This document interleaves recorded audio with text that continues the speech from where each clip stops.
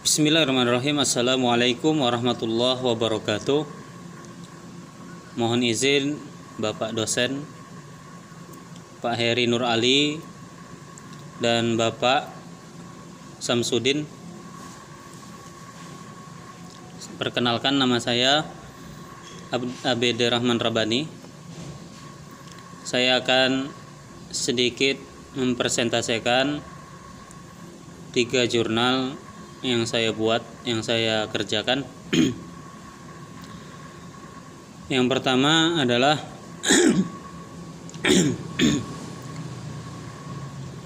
jurnal 1 dengan judul Etnik Kurdi Iran dan Revolusi Islam 1979 Masehi oleh Muhammad Faiz Nasrullah, program studi Magister Sejarah Peradaban Islam, Fakultas Adab dan Ilmu Budaya UIN Sunan Kalijaga. Adapun latar belakang dari etnik Kurdi dan revolusi Islam, yang pertama adalah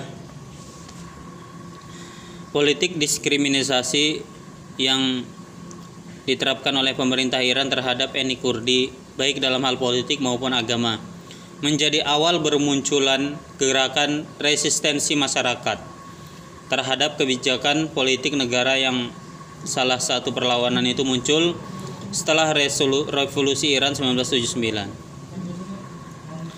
Dengan bahasa sederhananya, etnik Kurdi ini adalah sebuah etnis yang dikucilkan di negara Iran karena dia ini berada di perbatasan antara Turki, Iran, dan Irak, atau kita biasa sebut etnis ini adalah minoritas. Di mana-mana etnik minoritas itu pasti akan dikucilkan. Apapun itu biasanya terkucilkan karena melihat kuantitas yang sedikit, dianggap kita ini tidak punya power atau kekuatan. Etnik Kurdi ini cenderung kepada agama komunis yang disebut dengan PKK. PKK ini sebuah gerakan pemberontak yang ketuanya adalah orang Kurdi itu sendiri. Etnik Kurdi ini penyebab pecahnya adalah dalam pembagian mereka pada satu arus utama yang bermuara pada nasionalisme kesukuan. Meskipun ada sedikit prospek baru untuk otonomi atau kemerdekaan di identitas etnik ini di antara etnik tersebut, tantangan mengenai otonomi ataupun kebebasan di beberapa pemerintahan di Timur Tengah membuat trauma Turki, Iran, Irak, dan Suriah sejak awal perjanjian Sykes-Picot terus berlanjut hingga akhir ini. Mereka membuat sebuah pemberontakan di Turki, Iran, dan Irak, Syria. Mungkin pernah kita dengar waktu itu pemerintah Turki memerangi etnik Kurdi ini karena tadi berafiliasi kepada agama komunis. Metode dan fokus penelitian. Penulisan ini adalah penulisan sejarah, oleh karenanya metode yang digunakan adalah metode sejarah, yaitu untuk menguji dan menganalisis secara kritis analisis terhadap rekaman dan peninggalan masa lampau berdasarkan data yang diperoleh. Metode sejarah berlampu pada beberapa langkah, yaitu pengumpulan data heuristik, kritik sumber, penafsiran, penulisan sejarah. Penulisan ini bersifat deskriptif dengan jenis liberal research, yaitu penulisan yang mengacu pada sumber tertulis, mencari data dari tulisan dan yang mendukung penulisan. Pilihan ini memfokuskan pada peristiwa revolusi Iran revolusi Islam di Iran pada tahun 1979 dan dampaknya terhadap komunitas etnik Kurdi di wilayah tersebut. Kemudian hasil dan pembahasan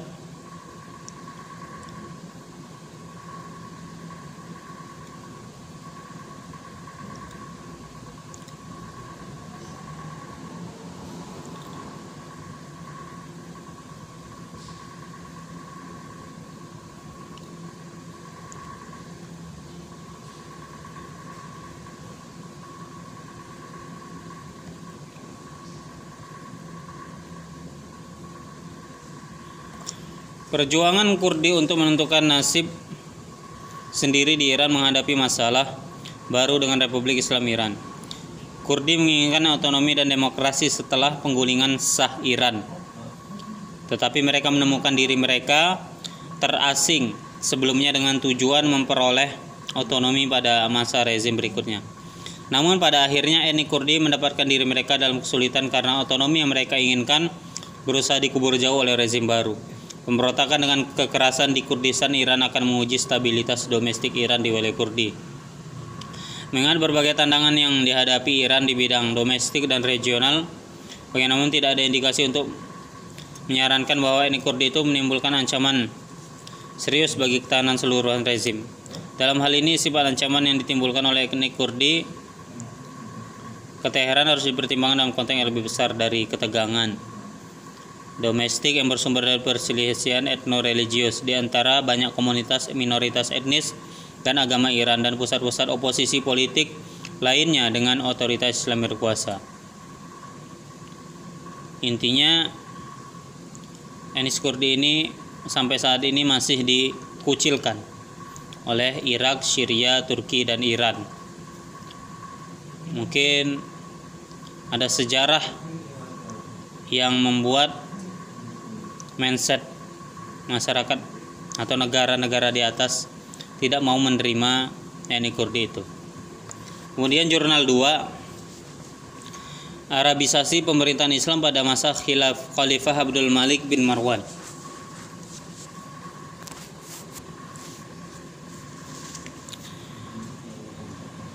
Oleh Surmahayani Nur Hasanah Bakhtiar, program Magister Pendidikan Guru Madrasah Ibtidaiyah UIN Sultan Syarif Kasim Riau, Indonesia.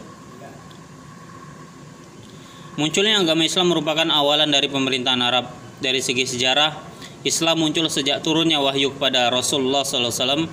Rasul membawa bangsa Arab yang awalnya bangsa tersebut bodoh dan diabaikan oleh bangsa lain.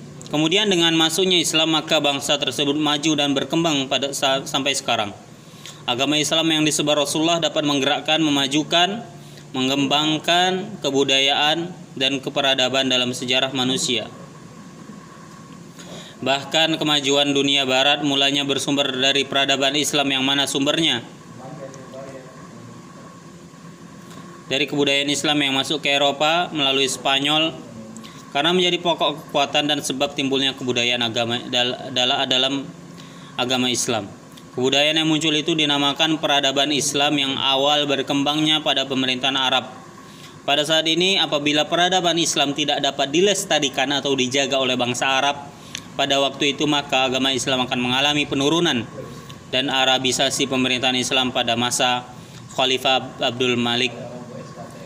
Pada pemerintahan dinasti Umayyah pada saat itu memberikan babak baru untuk kemajuan pemerintahan Arab yang dapat dilihat dengan pemberian-pemberian dalam memperluas wilayah.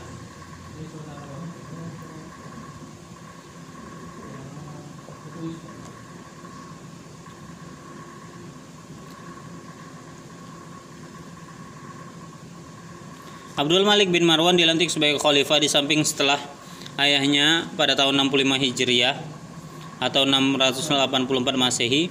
Ada satu alasan lain, yaitu Abdul Malik berhasil menyingkirkan khalifah yang legal, yaitu Abdullah bin Zubair. Abdul Malik bin Marwan berhasil mengambil Irak dari tangan Abdullah bin Zubair dan menaklukkan Hijaz secara keseluruhan. Setelah Abdullah bin Zubair terbunuh, maka ia dibayar oleh masyarakat muslim. Dia menjadi khalifah sejak tahun 73 Hijriah atau 692 Masehi. Keadaan negara aman di tangannya. Pada masa awal pemerintahannya, Abdul Malik mengalami banyak hambatan dalam menjalankan pemerintahan. Karena ketika itu bangsa Arab terpecah menjadi beberapa kelompok dengan fanatisme kesukuan masing-masing.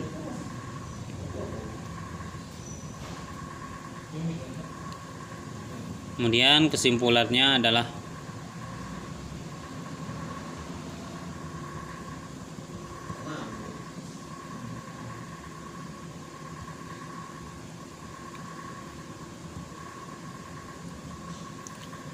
Arabisasi pemerintahan itu adalah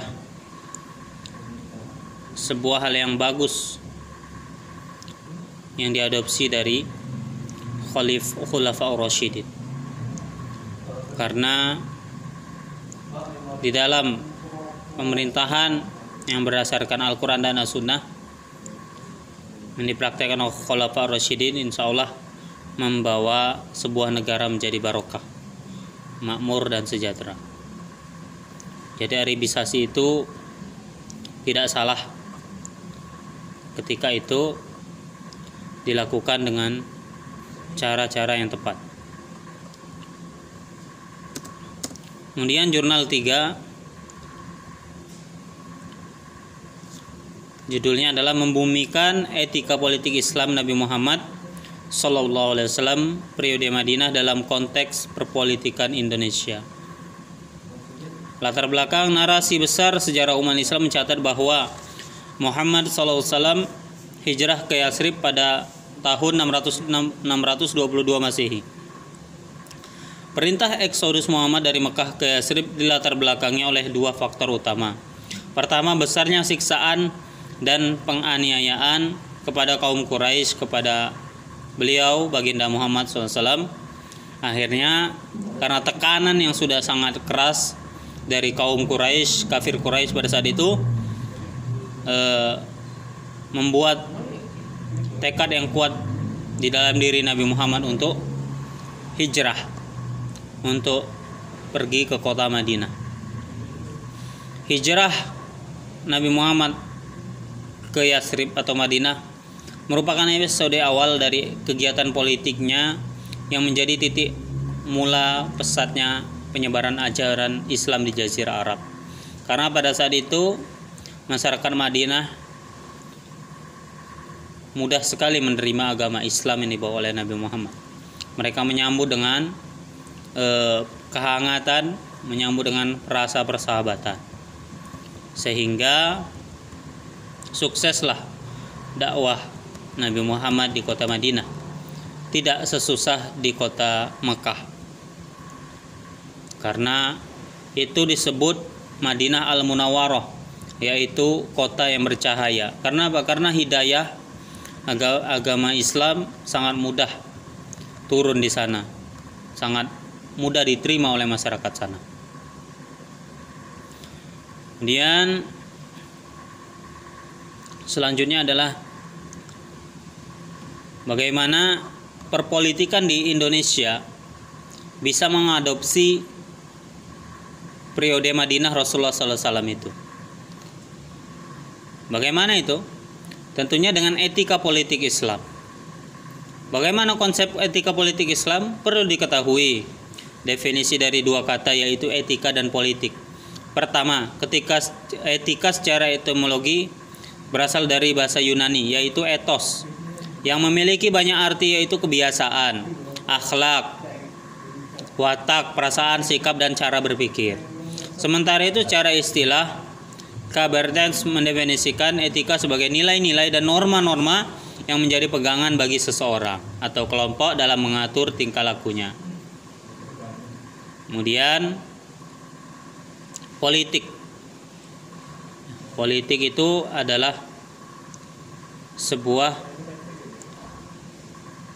istilah yang berarti mengatur. Kalau dalam bahasa Arab, siasah, mengurus, memerintah. Secara istilah atau terminologi, siasah adalah mengatur, memimpin, mengarahkan manusia ke jalan maslahat, ke jalan yang baik untuk menyelamatkan sebuah negara, menyelamatkan masyarakat, bangsa yang ada di dalam negara tersebut. Nah, jadi kedua definisi di atas dapat dipahami bahwa etika politik adalah serangkaian nilai-nilai yang menjadi pedoman setiap tindakan kepemimpinan dan kekuasaan agar mengarahkan dan mengantarkan manusia ke jalan keselamatan. Etika politik ini yang paling bagus yaitu periode Madinah Nabi Muhammad SAW. Beliau adalah presiden yang sampai sekarang belum ada tandingannya, yang mempraktekkan nilai-nilai Islam di negara yang beliau pimpin pada saat itu. Maka perpolitikan Indonesia harusnya meniru periode Madinah ini, supaya apa? Supaya terjadi kemajuan dari sistem politik kita, supaya menjadi aman negara kita, supaya etika politik di antara para politikus itu benar. Contohnya korupsi. Korupsi itu terjadi karena apa? Karena kurang pengetahuan sejarah bagaimana cara Rasulullah memimpin negara. Korupsi bisa merajalela di negara kita. Dari itu sangat menjadi rujukan baginda Muhammad SAW, bagaimana cara beliau memimpin perpolitikan di negaranya. Nah, ini tuh harus diadopsi di perpolitikan di negara kita Indonesia, supaya negara kita sukses dan maju. Mungkin hanya ini yang bisa disampaikan. Apabila ada kesalahan saya minta maaf. Terima kasih atas perhatiannya. Saya ucapkan wassalamualaikum warahmatullahi wabarakatuh.